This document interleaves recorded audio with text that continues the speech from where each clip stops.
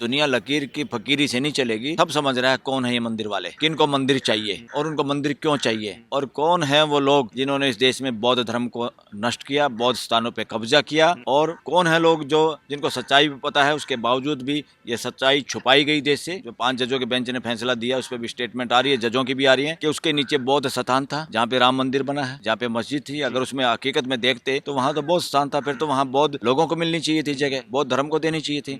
ये गुंडागर्दी की हद है और देश समझ रहा है इसको, और देश चौकस है, देश समझ रहा है कौन लोग हैं उनको थूक के चाटना पड़ेगा इस देश में। अब एक हाई कोर्ट के जज की भाषा ही नहीं हो सकती है, किस आदमी ने और किस सिस्टम ने उसको जज बनाया, इस तरह की मानसिकता के लोगों को। ये बहुत शर्म की बात है देश के लिए। देश मेजोरिटी से नहीं चलता, ये देश संविधान के हिसाब से चलता है और सच्चाई के आधार पे चलता है और मानवता के आधार पे चलता है। और जो बयान उसने दिया, उसने तो पूरी जुडिशरी का बेड़ा गर्क ही कर दिया। वकील कहते हैं कि वो ईमानदारी का बंदर बन गया।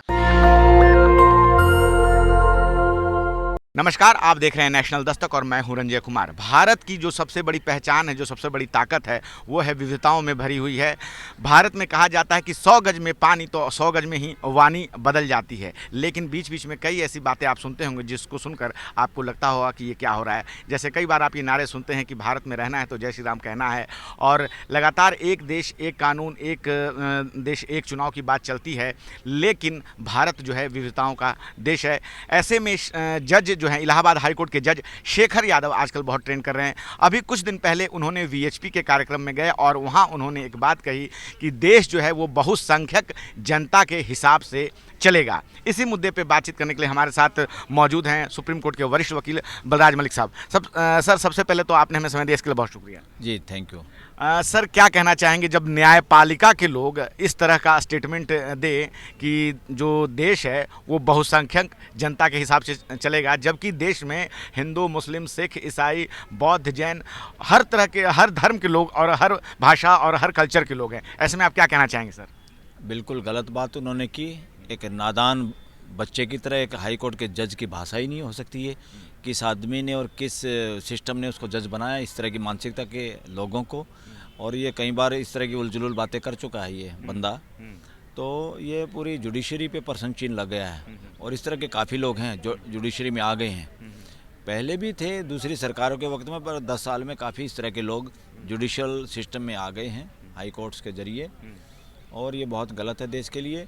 उनको ये नहीं पता मेजॉरिटी क्या होती है। सर, जज अगर पूर्वाग्रह से ग्रसित हो जाएं, इस तरह की भाषा बोलने लगें, क्योंकि जब कोई समस्या होती है तो जनता सुप्रीम कोर्ट की ओर देखती है, अदालत की ओर देखती है। उसने अपना हाई कोर्ट जज होने का नैतिक अधिकार खो दिया है। उसके खिलाफ सुप्रीम कोर्ट ने जो रिपोर्ट मांगी है, आई थिंक वो रिपोर्ट आएगी, और इवन अपोजिशन भी और देश के वकील भी इस मामले पे सहमति मेरे ख्याल में जताएंगे, जो मुझे मालूम है जतानी भी चाहिए।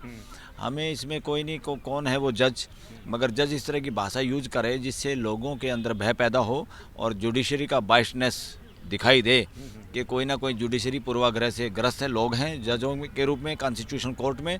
ये बहुत शर्म की बात है देश के लिए। मेजॉरिटी एक जगह काम आती है सिर्फ जब पार्लियामेंट में संवाद करके, सबसे बात करके, सबको पूरा मौका दे के कोई मामला, अगर हमें कोई कानून बनाना है तब लास्ट में वोटिंग की बात आती है, तब वो मेजॉरिटी कहते हैं। वरना ये देश मेजॉरिटी से नहीं चलता, ये देश संविधान के हिसाब से चलता है और सच्चाई के आधार पे चलता है और मानवता के आधार पे चलता है, और इसी आधार पे चलेगा। ये मेजॉरिटी का कुछ नहीं।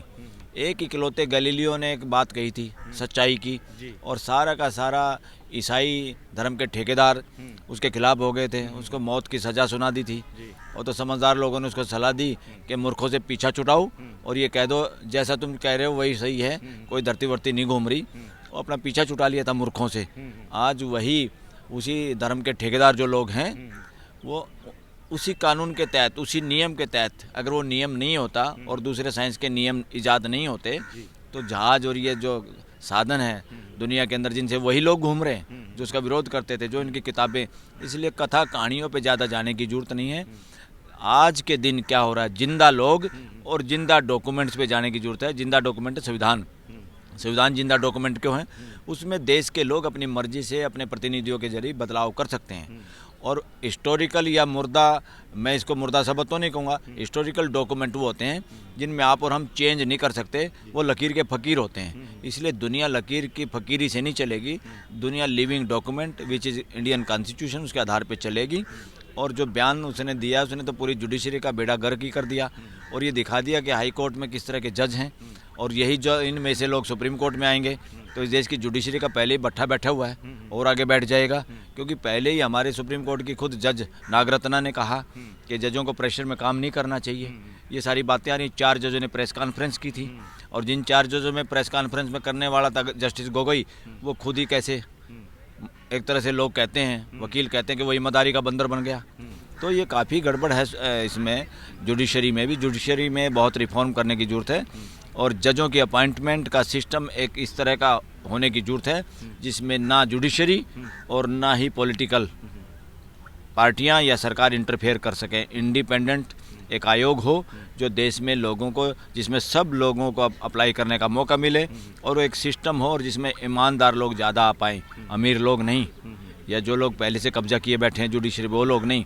देश के लोग सब शामिल होंगे, सभी वर्गों से लोग शामिल होंगे, हर ज्योग्राफी से लोग आएंगे, तभी इस देश को समझने वाले लोग जुडिशरी के रूप में बैठेंगे, तभी अपने कॉन्स्टिट्यूशन का इंटरप्रिटेशन वो मानवता के आधार पर कर पाएंगे। और मानवता का आधार एक ही है हमारे कॉन्स्टिट्यूशन में, जो प्रियम्बल में स्पष्ट है कि इस देश में जो न्याय की गारंटी है, उस गारंटी के बावजूद भी वो न्याय कहाँ पे परिणित होना चाहिए, उसका रिजल्ट क्या होना चाहिए? फ्रेटर्निटी, भाईचारा, बंधुत्व। अगर वो नहीं है फैसलों से या कानून से या सरकार के नियम से या सरकार की पॉलिसी से, तो समझो अनकॉन्स्टिट्यूशनल काम है, वह संवैधानिक काम है और ज़्यादातर वही काम हो रहा है। वरना 75-80 साल थोड़े नहीं होते। अगर जुडिशरी मजबूत होती, प्रियम्बल को समझती, प्रियम्बल के हिसाब से अपने फैसले देती, प्रियम्बल को ध्यान में रखे कि देश में सबसे सर्वोपरि है भाईचारा, बंधुत्व, उसको मद्देनजर रख के, क्योंकि वो पूरे 140 करोड़ को इकट्ठा रखेगा। और कॉन्स्टिट्यूशन सिर्फ और सिर्फ सिटीजन को पहचान देता है कि सिटीजन ऑफ द कंट्री। उसके बाद लोगों को उठाने के लिए उसमें SC ST और OBC और इन लोगों का जिक्र है, वो इसीलिए है कि समाज को, जो हम सिटीजन सारे साथ मिल के आगे बढ़ पाएँ, सबका विकास हो सके और सब भागीदारी कर सकें। ये 140 करोड़ का परिवार है, अपने परिवार में सबकी भागीदारी हो। बहुत लोगों को तो भागीदारी करने नहीं दी जा रही, सरकारों के नाम पे, सिस्टम के नाम पे कब्जा चल रहा है।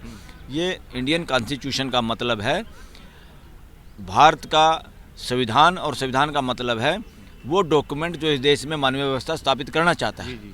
और रूल ऑफ लॉ भी नहीं है इस देश में, यहाँ पे सिस्टम ऑफ लॉ, नियम के तहत व्यवस्था, नियम के तहत व्यवस्था, क्योंकि नियम तो जरूरी है व्यवस्था के लिए। इंडियन कॉन्स्टिट्यूशन सिर्फ और सिर्फ देश में मानवीय व्यवस्था स्थापित करने के लिए है। सारी कोर्टों का, सरकारों का, सबकी जिम्मेवारी एक ही है, देश में भाईचारा बढ़े और देश में मानवीय व्यवस्था स्थापित हो।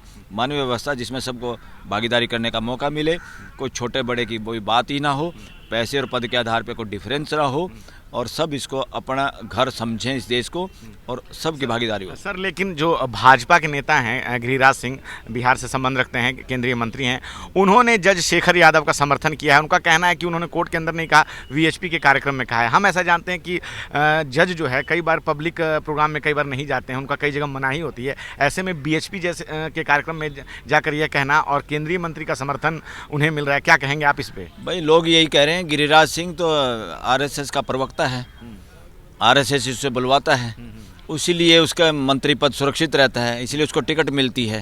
वो तो एक तरह से उनका एजेंट है, मेन वो है, प्रवक्ता है, वो जो RSS चाहता है वो बुलवाता है।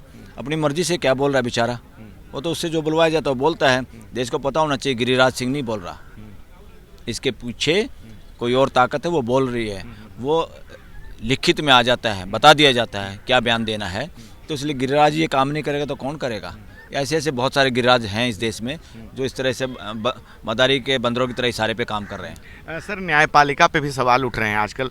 अभी एक मामला हुआ बेंगलुरु में, एक लड़के ने, जो अतुल सुहास नाम के व्यक्ति ने आत्महत्या कर ली, और उसमें ये मामला, उसमें वीडियो उसने बनाया, 40 पेज का सुसाइड नोट लिखा, और उसमें जो जज रीता कौशिक हैं, उसमें उन्होंने जिक्र किया कि रीता कौशिक ने उनसे 5 लाख रुपये की डिमांड की थी कि जो मैं केस है सेटल करा दूंगी। और अगर हम संभल का ही मामला देखते हैं तो एक ही दिन में याचिका दाखिल होती है, एक्सेप्ट होती होती है, टीम जाती है, सर्वे रिपोर्ट भी आ जाती है, लेकिन कई बार हम देखते हैं कि कई बार जो बड़े नेता हैं उनके खिलाफ केस लिखने में जो है 1 साल से ज़्यादा या 2 साल का समय लग जाता है, लेकिन फिर कई बार मामला तुरंत जो है एक्सेप्ट कर लिया जाता है। इस पर क्या कहना चाहेंगे न्यायपालिका सवालों के घेरे में? देखो, ज़्यादातर वकीलों की यही राय है कि जिस तरह से भ्रष्टाचार सरकारी दफ्तरों में व्याप्त है, उस तरह के किसी भ्रष्टाचार ने हमारी जुडिशरी में भी जगह बना ली है, और जुडिशरी के भी ज़्यादातर लोग उस मेंटलिटी से ग्रस्त हो चुके हैं।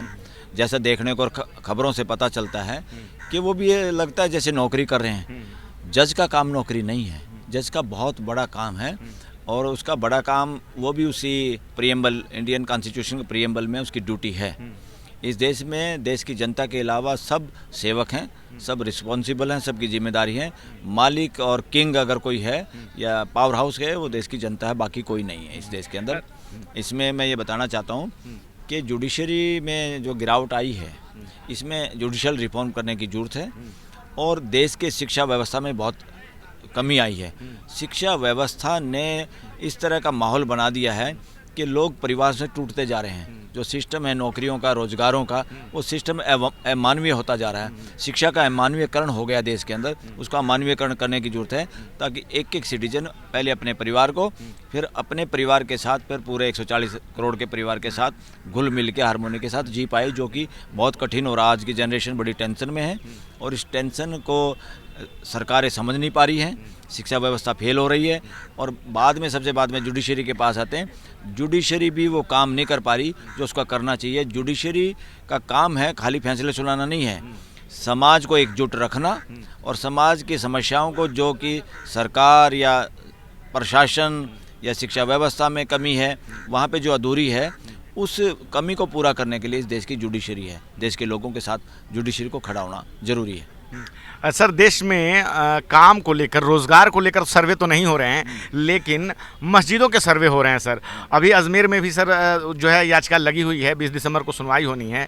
तो क्या कहना चाहेंगे सर, जबकि देश में पूजा स्थल कानून 1991 भी लागू है सर? अब ये बीमारी बाहर आ रही है, ये बीमारी मानसिक बीमारी है जी। ये बीमारी देश पे कब्जा करने वाली मानसिकता की बीमारी है। अब ये बीमारी बाहर आ रही है, जैसे आदमी के अंदर बैक्टीरिया, वायरस घुस जाए ना, जो शरीर पर जब टेम्परेचर बढ़ जाए, कुछ और हो जाए, खुजली हो जाए शरीर में, तो बीमारी का पता लगने जाता है कि अंदर कुछ गड़बड़ है। उसकी वजह से बीमारी सामने आ गई देश के सामने। अब देश ये समझ रहा है, सब समझ रहा है कौन है ये मंदिर वाले, किन को मंदिर चाहिए और उनको मंदिर क्यों चाहिए, और कौन है वो लोग जिन्होंने इस देश में बौद्ध धर्म को नष्ट किया, बौद्ध स्थानों पे कब्जा किया, और कौन है लोग जो जिनको सच्चाई भी पता है, उसके बावजूद भी ये सच्चाई छुपाई गई देश से। जुडिशरी को भी लोग इसमें शामिल बताते हैं। जो 5 जजों के बेंच ने फैसला दिया, उस पर भी स्टेटमेंट आ रही है, जजों की भी आ रही है, कि उसके नीचे बौद्ध स्थान था, जहाँ पे राम मंदिर बना है, जहाँ पे मस्जिद थी। अगर उसमें हकीकत में देखते तो वहाँ तो बौद्ध स्थान था, फिर तो वहाँ बौद्ध लोगों को मिलनी चाहिए थी जगह, बौद्ध धर्म को देनी चाहिए थी। ये गुंडागर्दी की हद है, और देश समझ रहा है इसको, और देश चौकस है, देश समझ रहा है कौन लोग हैं। बहुत थोड़े से लोग हैं इस मानसिकता के लोग, उनको थूक के चाटना पड़ेगा इस देश में अब, क्योंकि देश जागरूक हो गया है। देश में एजुकेशन है, कम्युनिकेशन के साधन हैं, लोगों को मूर्ख नहीं बनाया जा सकता। और मुझे तो यह लगता है अब बहुजन समाज भी इस बात को समझ रहा है कि कहीं ना कहीं हमें मानसिक गुलामी के अगेंस्ट लड़ना है, और मानसिक गुलामी से बचना है तो बहुजन समाज को एकजुट होकर ये लड़ाई, यानी ये काम करना पड़ेगा। तो आपने सुना बलराज मलिक साहब को, और इन्होंने कई बातें कही, और किस प्रकार से न्यायपालिका पे भी जो है सवाल उठाया कि न्यायपालिका जो है किस प्रकार से काम कर रही है, और संविधान जो है देश का मालिक है। साथ ही साथ इन्होंने ये भी कहा कि जो सर्वे को लेकर जो बात चल रही है, इसमें सभी समाज को एक साथ चलने की बात है। क्या है आपकी राय? आप अपनी राय में प्रतिक्रिया ज़रूर बताएँ। नेशनल दस्तक की आपसे गुजारिश है कि अगर इसको बचाना चाहते हैं तो नेशनल दस्तक को सब्सक्राइब करने के लिए रेड कलर के सब्सक्राइब बटन को दबाएं, फिर बेल आइकन की घंटी दबाएं। नेशनल दस्तक को बचाने के लिए बहुत जरूरी है कि हर खबर को शेयर करें, लाइक करें, कमेंट जरूर करें।